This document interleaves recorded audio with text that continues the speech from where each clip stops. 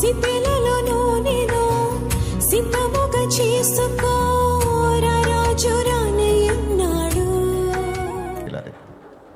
నేను పర్సనల్గా చెప్పటలా, వాక్యంలో భాగంగా చెప్తున్నా. నేను మెర్సీ ప్రార్థన మందిరములో నమ్మకంగా పనిచేసే చిన్న పిల్లలను మీరు తర్వాత రోజుల్లో గమనించండి. వారి జీవితాలు మీ చేతికి అందనంత దూరంగా అలాగా ఉన్నతమైన స్థితిలోకి వెళ్ళిపోతున్నాయి. am I right? గమనిస్తున్నారా మీరు? గమనించి ఏం చేయాలి? వాళ్ళు అట్టక చేసుకుంటారు అనుకోవాలా? నీ బిడ్డలను కూడా ఆ విధముగా తరబేదు చేయటం నేర్చుకోవాలి. కొంతమందికి ఆశీర్వాదాలు అక్కర్లా, పేరు ప్రతిష్టలు కావాలి. రావు. ఎట్లా వస్తాయి? ఆ పేరు ప్రతిష్టలు వారం రోజుల కంటే ఎక్కువ ఉండవు, మళ్ళీ కొలాప్స్ అయిపోతాయి. అది కుదరదు, అది పర్మనెంట్ కాదు ప్రియులారా. నీవు కోరుకునే పేరు ప్రతిష్టలు అది శాశ్వతమైనవి కాదు. బైబిల్ చెప్తా ఉంది. అది దేవుని మందిరంలో వచ్చే ఆశీర్వాదాలు పర్మనెంట్, అది శాశ్వతమైనవి. శాశ్వత ప్రేమతో నిన్ను నేను ప్రేమించుచున్నాను అంటాడు దేవుడు. దేవుని ప్రేమ శాశ్వతమైంది. ఈ పిల్ల ఎంత చక్కని పని చేస్తుందంటే, తనకు అప్పగించిన ఆ యజమానురాలను జాగ్రత్తగా చూసుకోవాలని ఒక పని అప్పగిస్తే రక్త సంబంధంలో ప్రేమలు లేవు, బ్లడ్ రిలేషన్స్లో ప్రేమలు కనబడటం లేదు, కుటుంబ సభ్యుల్లో ప్రేమలు గల్లంతైపోతున్నాయి, సొంత బిడ్డలు తల్లిదండ్రుల మధ్యలో కూడా ప్రేమలు వికసించటంలా వికటిస్తున్నాయి. ఏ అడ్రస్ లేని ఆ పిల్ల దైవ సేవకురాలని కన్నతల్లి కంటే ఎక్కువ చూసింది. మన సహోదరిలో ఒక సహోదరి ప్రభు దగ్గరికి వెళ్ళిపోయింది. దేవుని సేవకురాలు మరణాపాయ స్థితిలో నుంచి బయటపడిన రోజుల్లో ప్రియులరా, ఆ సహోదరి పాస్టర్మ గారికి ఎంత పరిచర్య చేసిందో చెప్పలేము. ఎంత పరిచర్య చేసిందో చెప్పలేము. స్నానం చేయించి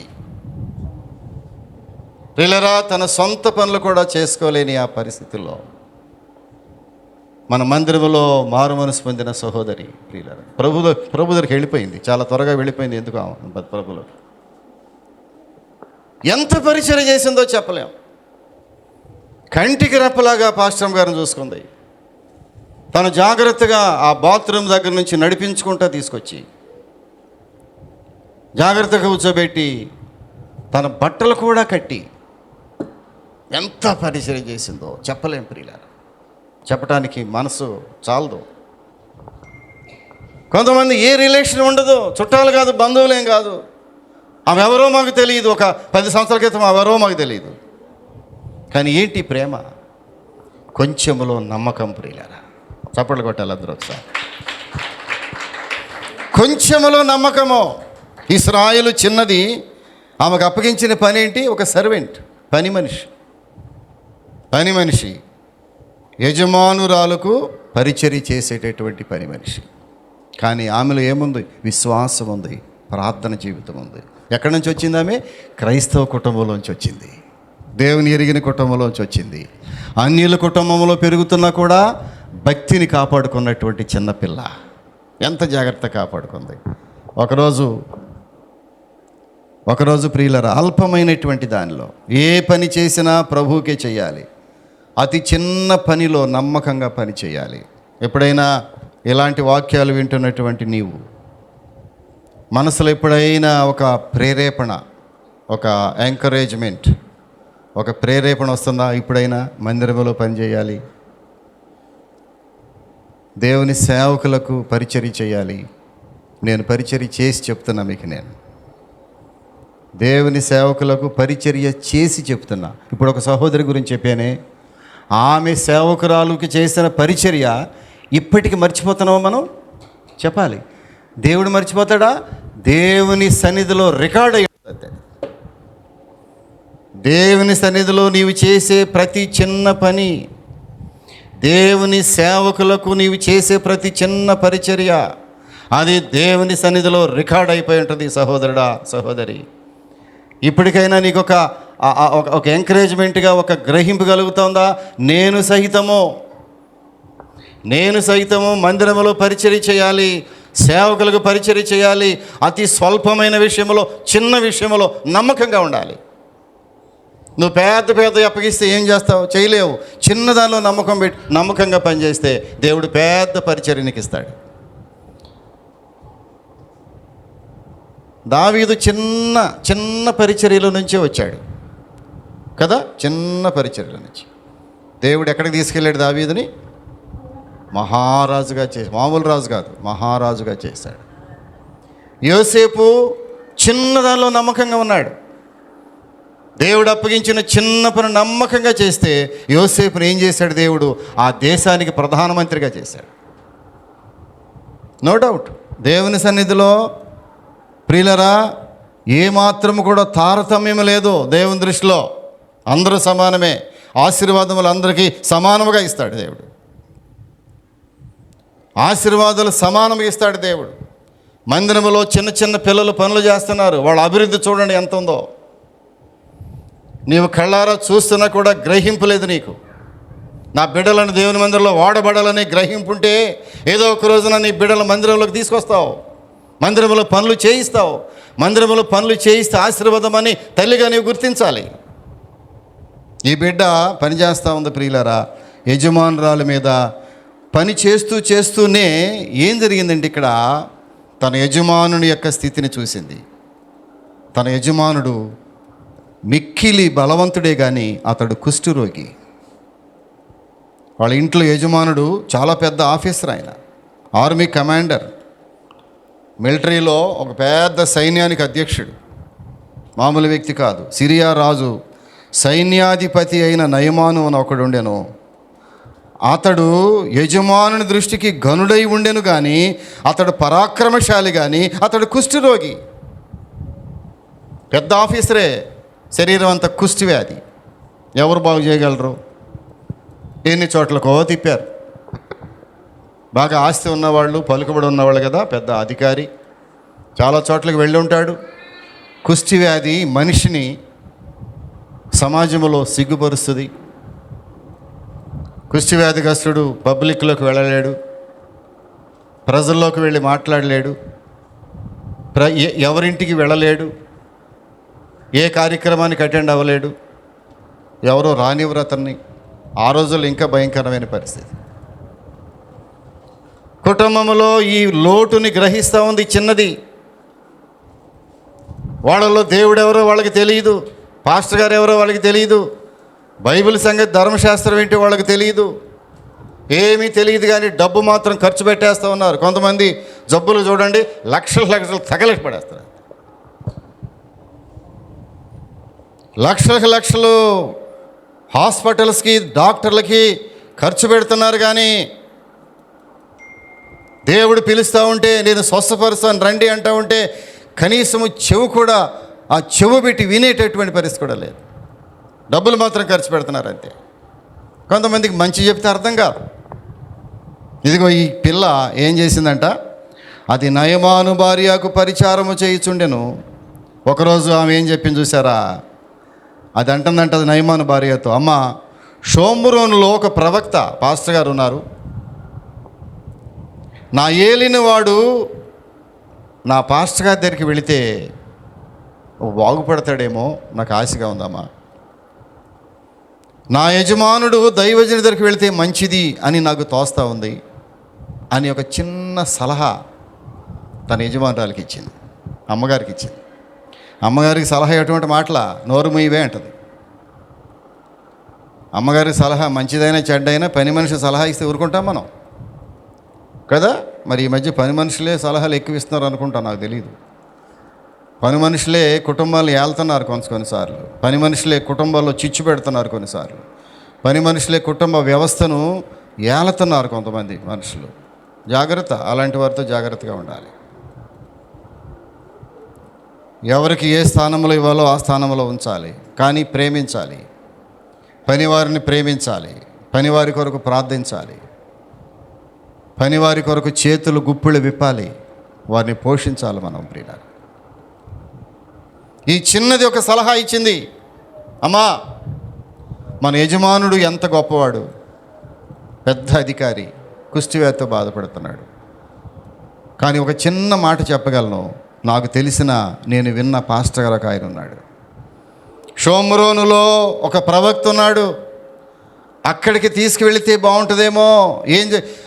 దానికి ముందుగా ఎన్ని రోజుల నుంచి ఆ పిల్ల ప్రార్థన చేస్తుందో యజమానుడి కొరకు. కొంతమంది పనివారు ప్రార్థన చేస్తారు కదా. మాకు ఒక పని పిల్ల ఉండేది. ఆ పిల్ల చాలా ప్రార్థన చేస్తుండేది మా కోసం. మీకు తెలియదమ్మా, పనివారు మన కుటుంబాల కొరకు ప్రార్థన చేస్తారు. అయ్యా మా యజమానురాలని జ్ఞాపకం చేసుకోయ్యా, మా యజమానుని కాపాడు ప్రభువా. కొన్నిసార్లు వాళ్ళ ప్రార్థన ప్రభు వింటాడు. ఈ పిల్ల ఎంత ప్రార్థన చేసిందంటే ఆ యజమానుడి కొరకు కనికరము చూపింది. కనికరమైన మనసు, కనికరము చూపి జాలి చూపించి ఆ కుష్ఠవ్యాధిని చూసి జాలి పడింది. కానీ వీడికి ఇదే రావాలని అనుకోలేదు. కొంతమంది చూడండి, చాలామంది అనుకుంటారు వీడికి ఇది రావటం మంచిదండి అనుకుంటారు. నీ జీవితంలో ఎంతమంది బాధపడేవారిని చూసి వీడికి దేవుడు తగిన శాస్తి చేసేళ్ళు అనుకున్నావేమో, పశ్చాత్తాపడు. బాధపడేవారిని చూసి వీడికి తగిన శాస్తి జరిగిందండి అనుకోరు. ఎప్పుడు అనుకున్నావా? గుండె మీద చేసి చెప్పు. ఎప్పుడు అనుకున్నావా వీడికి తగిన శాస్తి జరిగిందండి కదా. పగవాడి విషయంలో కూడా ఒక క్రైస్తవ సహోదరి అలా ఎన్నడూ తలంచడానికి వీల్లేదు. క్రైస్తవ బిడ్డలకు కావలసింది ఏంటో తెలిసిన కనికరమైన హృదయం కావాలి. కనికరము కలిగిన దేవుడు మన దేవుడు ఎవరో తెలిసిన? కనికరము కలిగిన దేవుడు. కనికరము కలిగిన దేవుడు శత్రువులు ప్రేమించాలమ్మా. మత్తయి సువార్తలోకి వెళ్ళి ఒకసారి బైబిల్ ది ఒకసారి తెరువు. మత్తయి సువార్త 5వ అధ్యాయం 44 వచనము. మీ శత్రువులను ప్రేమించుడి, మీ శత్రువులను ప్రేమించుడి. బైబిల్ చెప్పే సత్యం అదే. శత్రువుని ప్రేమించగలిగితేనే నీవు భక్తి చేయాలి. మాకు భద్ర శత్రువులండి, ఈ ఇంటి మీద కాకి ఆ ఇంటి మీద వాలదండి. కొంతమంది ఈ ఇంటి మీద కాకి ఆ ఇంటి మీద వాలదు. కొంతమంది భలే గర్వంగా చెప్పుకుంటారు, పాస్టర్ గారండి మా ఇంటి మీద కాక ఆ ఇంటి మీద వాలదండి అయ్యా. ఇదే గొప్ప విషయమా దేవుని దృష్టిలో? నీవు క్రైస్తవ బిడ్డవైతే నీ హృదయంలో కనికరం ఉండాలి. ఈ కనికరం ఎవరి మీద ఉండాలి? శత్రువును కూడా కనికరించాలి. ఇది బైబిల్ చెప్పే సత్యం. ఇది మించి ఏ పాస్టర్ గారు బోధ చేసినా దయచేసి వినొద్దా బోధని. శత్రువును ప్రేమించలేకపోతే బైబిల్ బోధించడానికి తగినవాడు కాదు పాస్టర్ గారు. మాకు శత్రువులు లేరు, మాకు శత్రువులు లేరు. చాలా ధైర్యంగా చెప్పగలను ఈ మాట నేను. ఒకవేళ వారు మాకు శత్రువులైనా మేము వారిని వెళ్ళి పలకరిస్తాం. చప్పట్లు కొట్టో. పలకరిస్తున్నావా నువ్వు శత్రువుని? కంఠంలో ఏమండి అయ్యగారు, ఈ కంఠంలో ప్రాణం ఉండగా ఎక్కడ? ఈ కంఠంలో ప్రాణం ఉండగా ఆ ఇంటి మీద కాకి ఈ ఇంటి మీద వాలకూడదండి అయ్యగారు. ఎంత పౌరుషం నీకు, ఎంత పౌరుషం. ఆ కాకి మీ ఇంటి మీద వాలకూడదా? మాకండి ఇప్పుడు కాదండి అయ్యా, తాతల నుంచి ఈ కార్యక్రమం ఉందండి అయ్యా. అసలు వాళ్ళెవరో మాకెవరో తెలియదు, అంత రక్ష సంబంధాలు కానండి అయ్యా. మా తాతల నుంచి కూడా మాటలు లేవు మాకు. ఇప్పుడు ఒక్క మాట చెప్పు దేవునికి, నీవు మాట్లాడలేనటువంటి ఎవరైనా ఉన్నారా ఈ గుడివాడలో కానీ బయట కానీ ఎక్కడైనా కానీ? మేము పలానా వాళ్ళతో మాట్లాడమండి అనేవాళ్ళు ఎవరైనా ఉన్నారా? చేతులు లేపండి ఒకసారి. నిజంగా లేపాలి. మేము పలానా వారితో మాట్లాడలేదండి. ఉన్నారు ఎవరైనా? చెప్పాలి. మేము పలానా వాళ్ళతో మాట్లాడమండి. జాగ్రత్త. క్రైస్తవుడు అనగా కనికరం కలిగిన వాడు. ఆ కనికరమే దేవుడు నిన్ను క్షమించాడు. దేవునికి ఉన్న కనికరమే ఆయన కనికరమైన హృదయం ప్రియులారాయింది కదా. కనికరము ఈ చిన్నదానికి ఏముంది? హృదయంలో కనికరం ఉంది. అది చిన్నదే కానీ, బానిసే కానీ, పేరు ప్రతిష్టలు లేవు, ఆస్తి లేదు, ఒక స్థానం అంటూ లేదు, ఒక ఇల్లు లేదు, తల్లి లేదు, తండ్రి లేడు. ఏకాకి పిల్ల, చిన్న పిల్ల, కానీ ఆ హృదయంలో ఏముంది? కనికరం ఉంది. ఆ చిన్న పిల్ల కనికరం. ఎవరి మీద కనికర పడింది? తన యజమానుని మీద కనికర పడింది. కనికరపడి ప్రార్థన చేస్తూ ఉంది. ప్రభువా, నా యజమానుడు బలశాలి, కానీ కుష్టి వ్యాధిగ్రస్తుడే, సిగ్గుపడిపోతున్నాడే, ఆయన శరీరం అంతా కూడా భయంకరంగా ఉంది, చూడలేని పరిస్థితిలో ఉంది. ప్రభువా అని ప్రార్థనలో సిద్ధపడి ఒకరోజు యజమానురాలను అడిగింది, అమ్మగారు ఒక చిన్న మాట చెప్తాను, నేను కోపగించుకోకుండా విను. ఏంటి చెప్పవే? ఏం లేదమ్మా, మన అయ్యగారు పలానా ఊర్లో పాస్టర్ గారు ఉన్నారు, అక్కడికి వెళ్ళి ప్రార్థన చేయించుకుంటే బాగుపడతాడని నాకు ఎందుకు అనిపిస్తుందమ్మా. ఆ యజమానురాలు ఆ చిన్నదాని ప్రవర్తన చూసి, ఆ చిన్నదానిలో ఉన్న భక్తిని చూసి, ఆ చిన్నదానిలో ఉన్న ప్రార్థన జీవితాన్ని చూసి వెంటనే ఒప్పుకొని తన యజమానుని ఎక్కడికి పంపింది తెలిసిన? పాస్టర్ గారి దగ్గరికి పంపింది. ప్రియులారా, దేవుని పిల్లల హృదయంలో ఉండవలసింది కక్షలు కార్పణ్యములు కాదు. దేవుని బిడ్డల హృదయంలో ఉండాల్సింది పోటీ తత్వము కాదు. దేవుని పిల్లల దృష్టిలో ఉండవలసింది వాళ్ళేదో బాగుపడిపోతున్నారు, వాళ్ళేదో పైకి వెళ్ళిపోతున్నారు, వాళ్ళ పిల్లలేదో అభివృద్ధి చెందుతున్నారు, మేము ఇట్లా ఉండిపోతున్నామని బాధపడటం కాదు. ఆశీర్వదించబడిన కుటుంబాలను చూసి ఇంకా వారి కొరకు ప్రార్థన చేసేవాడే నిజమైన క్రైస్తవుడు. ప్రియులారా, నిజమైన క్రైస్తవుడు. ఎంతమంది కొరకు ప్రార్థన చేయాలి మనం? ఇలాంటి కోటాలు పెడుతున్నప్పుడు చిన్న బిడ్డల కొరకు ఎంత ప్రార్థన చేయాలి మనం? ప్రియులారు, ఇక్కడ చూసినట్లయితే ఈ చిన్న పిల్ల సువార్త విషయంలో సిగ్గుపడలేదు, తన యజమానురాలకు చెప్పడానికి సిగ్గుపడలేదు, భయపడలేదు. రోమీలకు రాసిన పత్రికలో ఒక మాట చూడండి. రోమీలకు రాసిన పత్రిక 1వ అధ్యాయము 16వ వచనం చూడండి. రోమీలకు రాసిన పత్రిక 1వ అధ్యాయం 16వ వచనము. సువార్త విషయమై నేను సిగ్గుపడేవాడను కాను. సువార్త బోధించే విషయంలో పౌలు భక్తుడు అంటున్నాడు, నేను ఎన్నడూ సిగ్గుపడలేదు. ఒక వ్యక్తికి సాక్ష్యం చెప్పడానికి సిగ్గుపడలేదు, ఒక హైందవ బిడ్డకు సాక్ష్యం చెప్పడానికి సిగ్గుపడలేదు, దేవుని ఎరగని వారికి సాక్ష్యం బోధించడానికి ఎన్నడూ కూడా సిగ్గుపడలేదు, ఒక వ్యక్తిని దేవుని మందిరాన్ని తీసుకురావటానికి ఎన్నడూ సిగ్గుపడలేదు. మీలో ఎంతమంది దేవుని మందిరానికి ఆత్మలను తీసుకొస్తున్నారు నాకు తెలియదు. కొంతమంది సిగ్గుపడుతున్నారు, దేవుని మందిరానికి రమ్మని అడగటానికి సిగ్గుపడుతున్నారు కొంతమంది. మా దేవుడు గొప్ప దేవుడు అని చెప్పడానికి సిగ్గుపడుతున్నావా? భయపడుతున్నావా? దేవుని మందిరానికి వస్తే నీ కుటుంబం బాగుపడద్దని చెప్పడానికి ఎంతమంది సిగ్గుపడుతున్నారు? నేను సువార్త బోధించే విషయంలో ఎన్నడూ కూడా సిగ్గుపడలేదు అంటున్నాడు పౌలు భక్తుడు. చదవండి దయచేసి 1:16. సువార్తను గురించి నేను సిగ్గుపడవాడను కాను. ఈ ఇశ్రాయేలు చిన్నది పాస్టర్ గారి గురించి సమాచారం చెప్పడానికి సిగ్గుపడలేదు ప్రియులరా. సమరయ స్త్రీ దేవుని గురించి చెప్పడానికి సిగ్గుపడలేదు. ఆ పాపపు కుండను ఆ బావి దగ్గర, యాకో బావి దగ్గర విడిచిపెట్టి తిరిగి మరలా గ్రామంలోనికి, సుకార్ అనే గ్రామంలోనికి వెళ్ళి ఆమె ఏం చేసింది తెలిసిన? ప్రభు కొరకు సాక్ష్యం చెప్పింది. ప్రియులారా, ఆమె చెప్పిన సాక్ష్యమును బట్టి గ్రామములో అనేకులు దేవుని యందు విశ్వాసం ఉంచారు. బైబిల్లో చెప్తున్నారా? సాక్ష్యం చెప్పడానికి భయపడుతున్నారా? సిగ్గుపడుతున్నారా? కొంతమంది అసలు బైబిల్ పట్టుకుని దేవుని మందిరం రావడానికి సిగ్గుపడిపోతారు. అమ్మో బైబిల్ చూస్తే అనుకుంటారేమో మా వారందరూ మమ్మల్ని ఏమంటారేమో, ఏమో బైబిల్ ఏమన్నా అంటరాందా?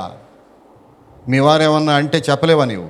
ఇది బైబిలయా, పవిత్రమైంది, ఇది అంటరాని బైబిలా ఏంటిది? నీవు వచ్చి కూర్చునేదని సినిమా హాలా? రికార్డింగ్ డ్యాన్స్కి వచ్చావా? ఎక్కడికి వచ్చావు నీవు? అతి పవిత్రమైన యేసు రక్తములో కడగబడిన, దేవుని అగ్ని చేత కాల్చివేయబడినటువంటి పవిత్రమైన స్థలంలోనికి నువ్వు వచ్చావు. ఎవరికైనా చెప్పొచ్చే మాట నేను వెళ్ళింది పవిత్రమైన స్థలంలోకి వెళ్ళాను.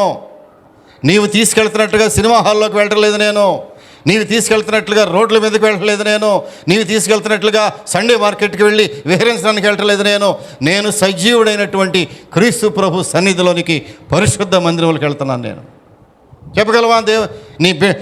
నీ కుటుంబంలో ఈ సాక్ష్యం చెప్పగలవా నీవు? కొంతమంది భయం మందిరానికి రావటానికి.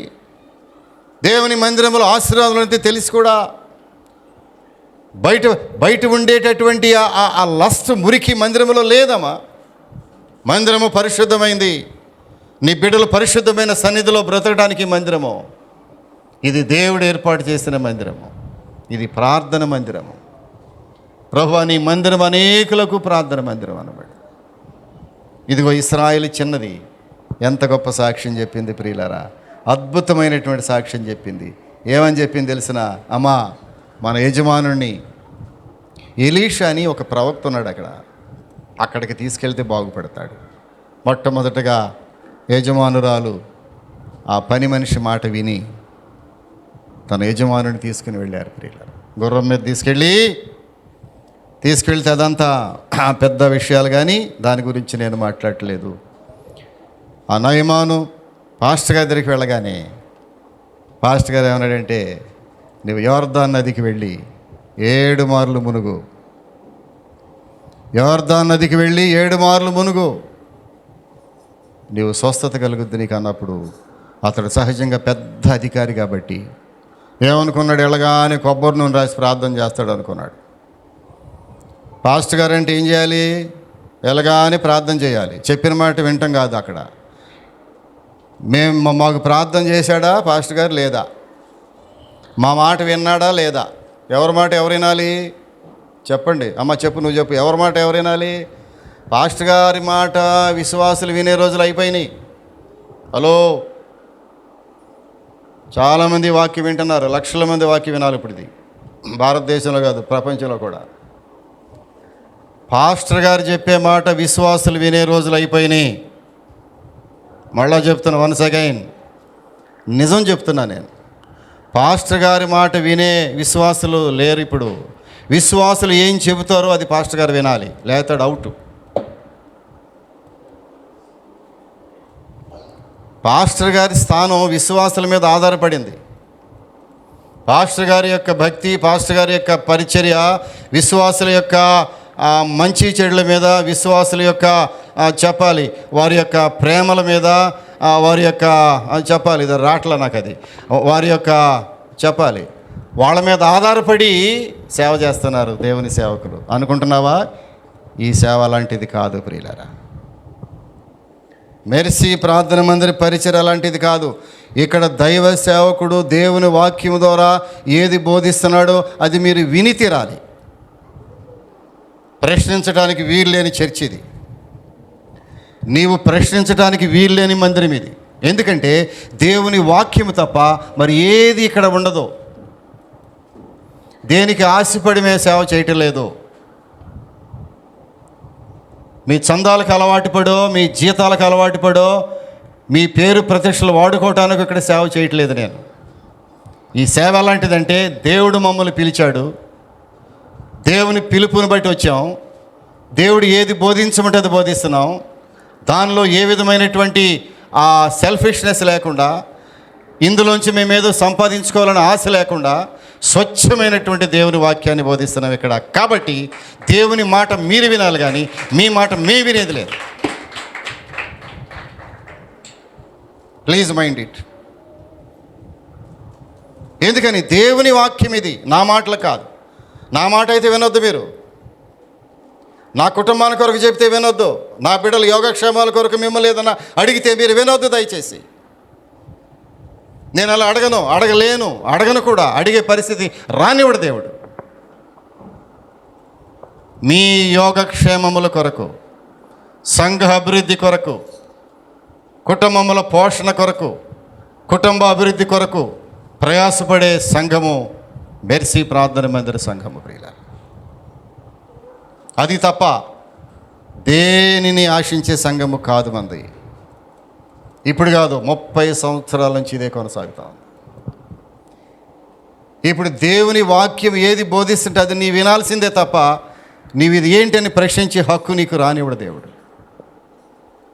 ఒకవేళ అలాంటి వాళ్ళు ఉంటే సంఘాన్ని వదిలిపెట్టి వెళ్ళిపోవచ్చు. Please note this point. ఈ సంఘము ప్రత్యేకమైన సంఘం ప్రియులారా. ఈ ఇశ్రాయేలు చిన్నది చెప్పగానే యజమానురాలు వింది.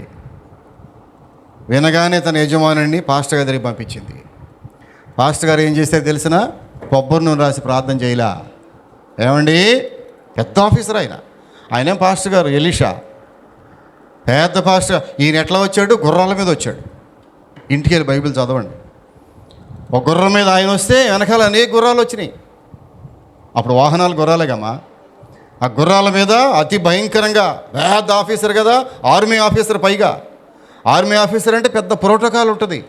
వెనక వాహనాలు, ముందు వాహనాలు, మంది మార్బలం ఉంటుంది. అలాంటి మంది మార్బలంతో వెళ్ళి పాస్టర్ గారి దగ్గరికి వెళ్ళి ఆ గుర్రం దిక్కోకుండానే పాస్టర్ గారు ప్రార్థన చేయన్నాడు కదా. ఆ పాస్టర్ గారు ఎవరో నాలాంటి పాస్టర్ గారు అయి ఉంటాడు. మొహం పగలగొట్టి ఉంటాడు. ఏవా నీ గుర్రాలు ఉంటే ఉంటాయి కానీ నీ శరీరం అంతా కుష్టివేత్త ఉంది. గమనించావా? నువ్వు పెద్ద ఆఫీసర్ అనుకుంటావా? నీ శరీరం కుష్టివేత్త ఉంది. నీవు సిగ్గుపడిపోయి సమాజంలో కృంగిపోయే పరిస్థితిలో ఉంటే నువ్వేంటి నాకు పోజు కొడతావు వచ్చి పాస్టర్ గారికి? నీ శరీరము మృతతుల్యమైపోయి, నీ శరీరము తూట్లు వలిసిపోయి, నీ శరీరం అంతా కూడా ముక్కలుగా తినివేస్తుంటే శరీరం అంతా వ్యాధితో నీవేంటి గర్వం విడిచిపెట్టట్లేదు? కొంతమంది శరీరము క్షీణించిన గర్వం పోదో, కుటుంబాలు నిర్వీర్యమైపోతున్న గర్వం వదిలిపెట్టరు, ఆరోగ్యం పాడైపోతున్న గర్వం వదిలిపెట్టరు. కొంతమంది గర్విష్ఠుడా, నేను నీకు విరోధిని అన్నాడు దేవుడు.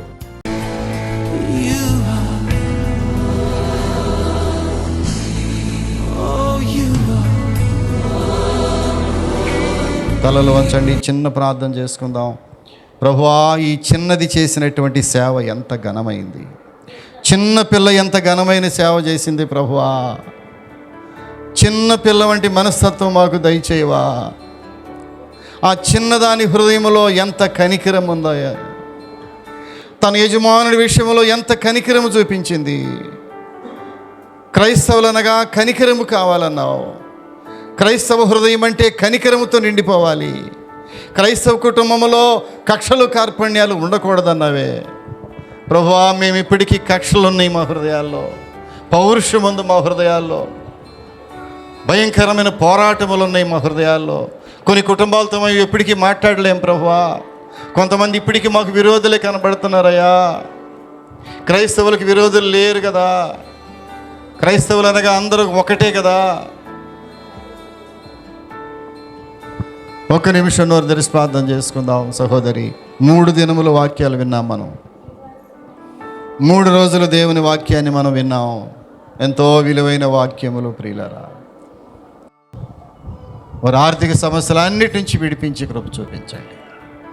తిరిగి బిడ్డలు వెళ్ళుచుండగా మీ సన్నిధి వారితో ఉంచమని యేసు నామమున అడుగుచున్నాము తండ్రి, ఆమేన్. తండ్రి అయిన దేవుని యొక్క ప్రేమ, కుమారుడైన క్రీస్తు ప్రభు యొక్క కృప, పరిశుద్ధాత్మని అన్యోన్య సహవాసము సన్నిధి కూడి వచ్చిన బిడ్డలందరికీ, ముఖ్యంగా పాఠశాలకు వెళుతున్నటువంటి బిడ్డలకు ప్రత్యేకంగా ఇప్పుడెల్లప్పుడు సదాకాలము తోడేయండి నడిపించి కాపాడునుగాక.